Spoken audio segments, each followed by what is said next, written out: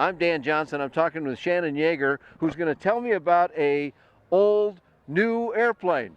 I know the Sierra going back, well, quite a few years, but that was Sierra, what we'll call Sierra 1 now. Yeah, this is Sierra 2. Tell me a little bit more, Shannon. So we're technically calling this the Sierra Mark II. Mark II, okay. Mark II, because we're definitely, it's like 2.0, we're getting there. Really, it was the P2002 Sierra that we used before.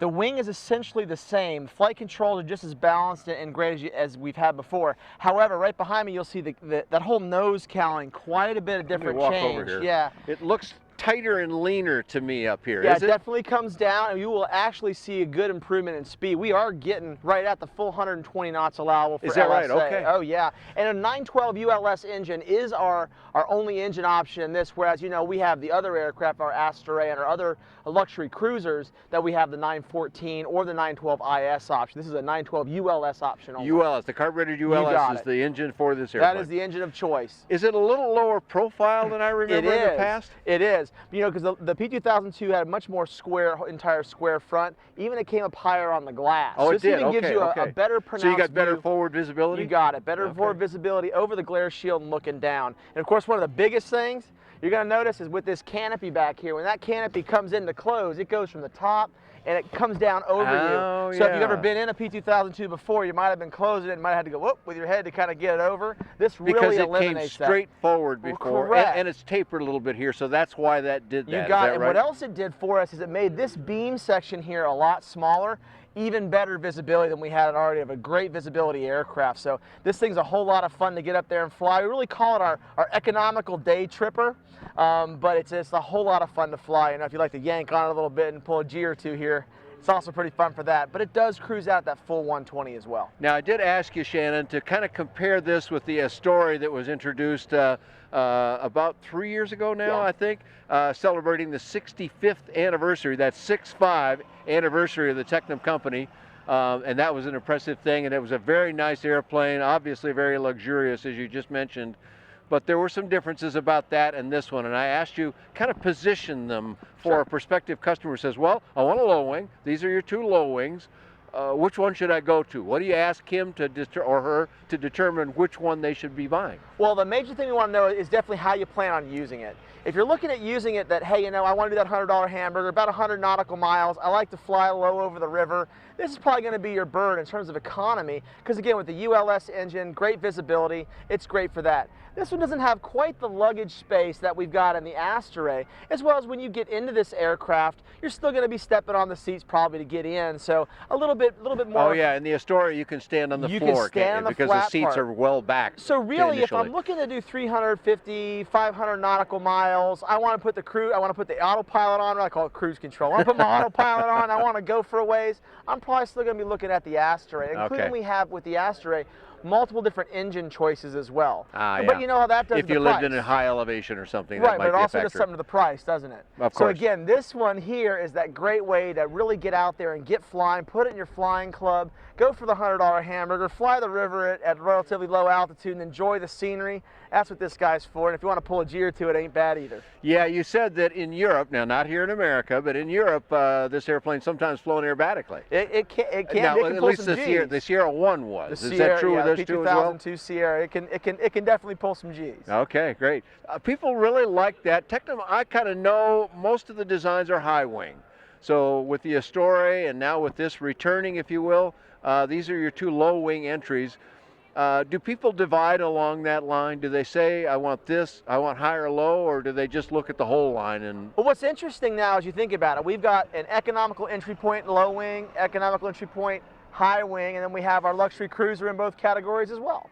So we really are covering the gamut. And what's surprising, I think, Dan, is if you look at the total number of registered TECNAMs in the U.S., you actually will find we've got more Sierras out there than anything else. I actually do know that. Yeah, you've got a lot of Sierras flying. It's a lot of low-wing folks out there. So really, they do divide typically on the low and high. So we want to give them an offering in both kind of the categories. But what's funny to me, though, is when they actually come to visit, it seems like the people that come to look at the low wings, sometimes they fly away in the high, and the high wing folks come and they fly away in the low. Well, you got something for everybody. The camera probably won't show it very well because it gets dark back in there, but there's one airplane after another. Not two of the same, I don't believe. That's correct. We've got that's the TECNAM line back in there, and kind of something for everybody, including it's not our area that we usually cover, but you do have certified models as well. We do. We even have our updated version of our P2010 in there today. So it has the full GFC 700 autopilot, constant speed propeller, beautiful flying aircraft, as well as, of course, our P2006 twin that's out there, and it's really been catching on in the States well, this past year. And you've been selling a lot of those for a number of years, so I know that's not our normal range, but it is part of what makes the company successful. And even if that's not folks that maybe not be the airplane you're looking for, it's good that this company has this range so that you can afford to do it all for people. That's right, and it also means that in terms of support here in the United States, we really have that backing here, both with our parts support, our U.S.-based technical support for call-in support, and we're here for you. You got a problem flying, you want to know something about it, you can always give me a ring right here too. So right here in Sebring, the headquarters of TECNAM in the United States. It's an Italian company, of course, for people who don't know that anyway. And you're doing it all out of here. Do you have dealers elsewhere as well, or are you selling all out of Sebring for the United States? We do. We have sales agents around. Most of the deliveries will occur through here, but we have sales agents in Minnesota. We've got sales agents in Indiana. We've got sales agents right up here in Orlando in Apopka. We also have, in Canada, we have a Composite Aviation. They're up in Quebec. Okay. So we're covering really not just, even though the name says TECNAM US, it's really TECNAM for all of North America. But this is where the support happens. This is where it comes through. We've been up there in the upper level and seen a lot of parts. You've got parts for all the airplanes? We've got parts for... Not all the parts, of course. Well, you don't need everything, but we you've got have all for the our usual legacy, parts? and we have for all of our legacy aircraft as well. If you went up in our skins area, yeah, we have it. It's already here, already landed in the US. If it's got TECNAM on it, you can support it. We can support it. Is that right? That's great. That's correct. It's very important for people that may be intrigued by the new ones, but if they've got one that's 10 years old, they still want to know you're there for them. Yeah, and so please contact us here at TECNAM US, because we will definitely be able to handle your parts needs and your technical support needs, because we do have all the IPCs here, and we know how to make sure they make sense in our usage of them here in the U.S. Tell me about flying in the Mark II here. Give me some stuff about its flight characteristics, its speeds, you know, the joy that you expressed earlier about flying this airplane. Go into that a little bit for our viewers. Well, first off, getting the permagrin off after you get out of it's kind of hard. But when you're out there flying, it does do the full 120, just like our high wing eaglet does. It does the full 120 that we're allowed to do, and that's with a fixed pitch propeller, okay, a sensitive fixed pitch propeller. But getting out there and flying, it does go slow too. You know, I can fly this around with 10-degree bank turns in the 30s. In the 30s. In the 30s. And that's knots. We're talking knots here. Knots, okay. Yeah, so it'll do 120 knots on the high end, right at the speed limit allowed under LSA rules. Of course, true airspeeds can be higher, but that's indicated numbers. And you can get down into the 30s. We can get down in the 30s indicated as we are flying around. It's still able to do those 10-degree bank turns. So again, you want to fly low over the river and go for a nice view? It's fantastic for that too. Sounds great. And the stick wiggling part, how is that? Hey, the stick wiggling part's really fun. It's actually very stable in flight. You know, this one does have the stabilator like our other one. The Astray has an elevator, but the rest of our line has a stabilator. Okay. So it does a lot of self-correction on its own in terms of the pitch category. So it's really nice there. I mean, if you want to throw it over, it's got a really nice roll rate, relatively clipped, if you will, rectangular wing. A lot of fun to take sideways. 3G turn feels like a whole lot of fun.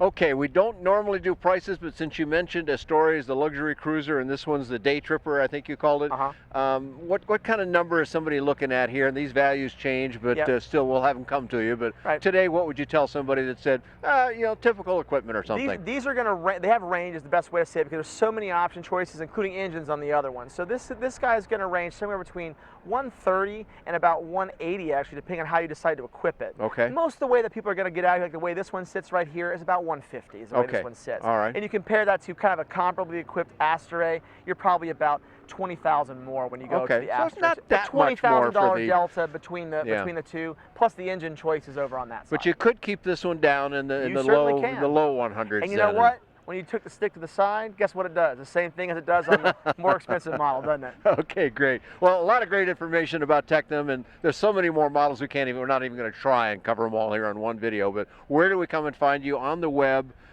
so that we can put it up on the screen for folks and tell them how they get a hold of you, how they find out more about price and about delivering and things like that? It's important to come to our dedicated U.S. site. So it's actually www.tecnam, that's TECNAM.com/US, to get to our direct one. Otherwise, you might be going to the global. And on the global, there might be some offerings that you can't actually get in the U.S. So it's smart to come to ours so you can know what we actually offer here. Well, and that's got all your contact information, your email, your phone numbers, and all the rest of that.